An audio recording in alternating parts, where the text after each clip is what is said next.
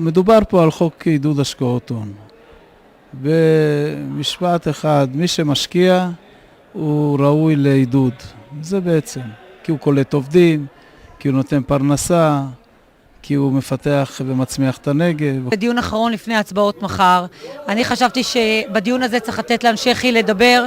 אנשי חיל בעצם לא נתנו להם לדבר. רק שנייה, מירי. זה מחר בעד של מירי, כל הכבוד, אני לא מסכים לדבר הזה. ניהול הישיבה היום, וכל ההתנהלות ושלילת רשות הדיבור מאיתנו, מנציגות העובדים, זה דבר שהוא בניגוד מוחלט למה שקורה בדמוקרטיה. מה שקרה פה היום זה ביזיון אחד גדול. אנחנו הגענו לפה על מנת לדבר על צדקתנו. אין שום מקום להחריג את כימיקלים לישראל מהחוק הזה. כל החוק הזה נועד בשביל לקחת 400-500 מיליון שקל מכיל, מהנגב, ולהעביר את זה על מנת לשלם מס מופחת של חברות הייטק בתל אביב.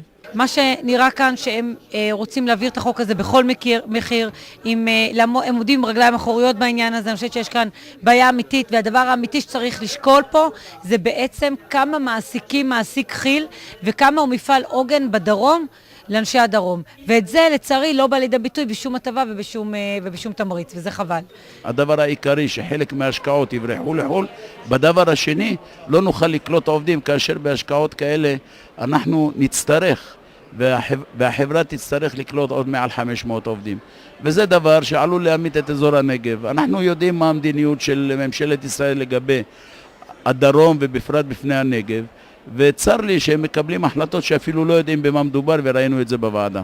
התוצאה, את המחיר ישלמו בנגב, את המחיר ישלמו אגב קופות הגמל. מישהו פה קצת התבלבל, 70% מבעלי המניות של מפעלי ים המלח זה אתה ואני.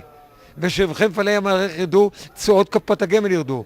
והפנסיה תרד, הפגיעה תהיה לא למי שגר בדימונה ואנחנו גרים בנגב, הפגיעה תהיה גם בצפון תל אביב. אז שכך כל אחד אחריות שהאמירה היום על מפעלי ים המלח איננה אמירה לזה מפעל שוליים שמייצר מזגנים בעפולה.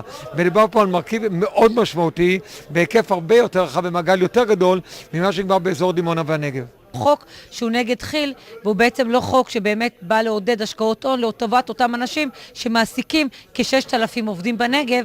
מה יקרה שיפטרו את האנשים האלה? הם בעצם יהפכו לעול על קופת האוצר, ובעצם הכסף הזה יוחזר בדרך אחרת, ולכן זה לא הגיוני, זה לא נכון וזה לא חכם לעשות את זה.